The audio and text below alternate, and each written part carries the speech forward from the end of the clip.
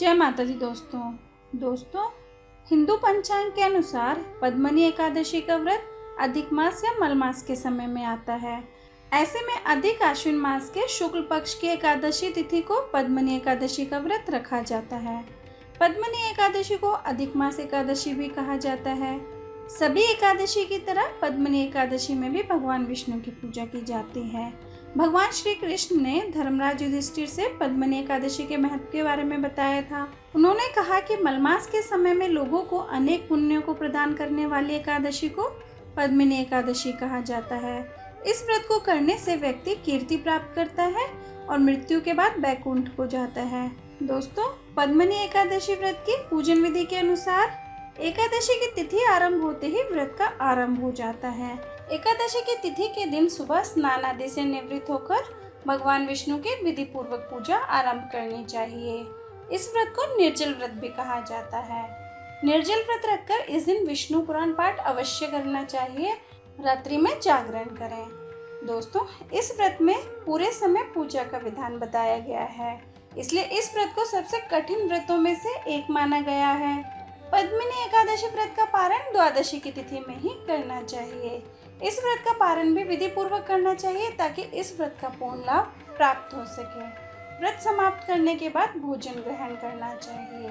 दोस्तों, पद्मिनी एकादशी व्रत की व्रत कथा के अनुसार एक बार धर्मराज युधिष्ठिर बोले, हे जनार्दन, अधिक मास के शुक्ल पक्ष की एकादशी का क्या नाम है तथा उसकी विधि क्या है, कृपया करके आप मुझे बताइए। इस पर श्री कृष्ण भगवान बोले, हे राजन, अधिक मास में शुक्ल पक्ष में जो एकादशी आती है वह पद्मनी एकादशी कहलाती है। इसे कमला एकादशी के नाम से भी जाना जाता है। वैसे तो प्रत्येक वर्ष में 24 एकादशियां होती हैं, लेकिन जब अधिक मास या मल मास आता है तब इनकी संख्या बढ़कर 26 हो जाती है। अधिक मास या मल मास को जोड़कर वर्ष में 26 एकादशियां होती हैं। अधिक मास में 2 एकादशियां होती हैं जो पद्मनी एकादशी और परमा एकादशी के नाम से जानी जाती हैं। ऐसा श्री कृष्ण ने अर्जुन से कहा। भगवान श्री कृष्ण ने अर्जुन को इस व्रत की कथा भी बताई थी, जो इस प्रकार है। भगवान श्री कृष्ण बोले, मलमास में अनेक पुण्यों को देने वाली एकादशी का नाम पद्मनी एकादशी है। इसका व्रत करने पर मनुष्य कीर्ति प्राप्त करके बैकुंठ को जाता है, जो मनुष्यों के लिए भी दुर्लभ है।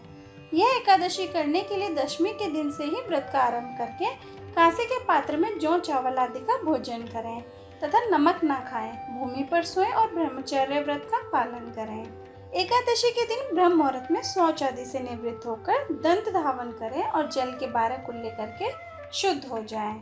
सूर्य उदय होने के पूर्व उत्तम तीर्थ में स्नान करने जाएं। इसमें गोबर, मिट्टी, तिल तथा कुशा व आंवले के चूर्ण से विधि पूर्वक स्नान करें। श्वेत वस्त्र धारण करके भगवान विष्णु के मंदिर में जाकर पूजा अर्चना करें। हे मुनिवर, पूर्व काल में त्रेता युग में हेर नामक राजा के वंश में कृतवीर्य नाम का राजा महिष्मतिपुरी में राज्य करता था। उस राजा के 1000 परम प्रिय स्त्रियां थीं, परंतु उनमें से किसी को भी पुत्र नहीं था जो कि उसके राज्यभार को संभाल सके। देवता, पितृ सिद्ध तथा अनेक चिकित्सकों आदि से राजा ने पुत्र प्राप्ति के लिए काफी प्रयत्न किया, लेकिन सब असफल रहे। तब राजा ने तपस्या करने का निश्चय किया। महाराज के साथ उनकी परम प्रिय रानी, जो इक्ष्वाकु वंश में उत्पन्न हुए राजा हरिश्चंद्र की पद्मनी नाम वाली कन्या थी, राजा के साथ वन में जाने को तैयार हो गई। दोनों अपने मंत्री को राज्यभार सौंपकर राजसी वेश त्याग कर गंधमादन पर्वत पर तपस्या करने चले गए। राजा ने उस पर्वत पर 10,000 वर्ष तक तप किया, परंतु फिर भी पुत्र प्राप्ति नहीं हुई। तब पतिव्रता रानी कमल नयनी पद्मनी से अनुसुईया ने कहा, 12 मास से अधिक महत्वपूर्ण मल मास होता है, जो 32 मास पश्चात आता है। उसमें द्वादशी युक्त पद्मनी शुक्ल पक्ष की एकादशी का जागरण समेत व्रत करने से तुम्हारी सारी मनोकामनाएं पूर्ण होंगी। इस व्रत के करने से भगवान तुम पर प्रसन्न होकर तुम्हें शीघ्र ही पुत्र देंगे। रानी पद्मनी ने पुत्र प्राप्ति की इच्छा से एकादशी का व्रत किया। वह एकादशी को निराहार रहकर रात्रि जागरण करती। इस व्रत से प्रसन्न होकर भगवान विष्णु ने उन्हें पुत्र प्राप्ति का वरदान दिया। इसी के प्रभाव से पद्मनी के घर कार्तवीर्य उत्पन्न हुए, जो बलवान थे और उनके समान तीनों लोकों में कोई बलवान नहीं था।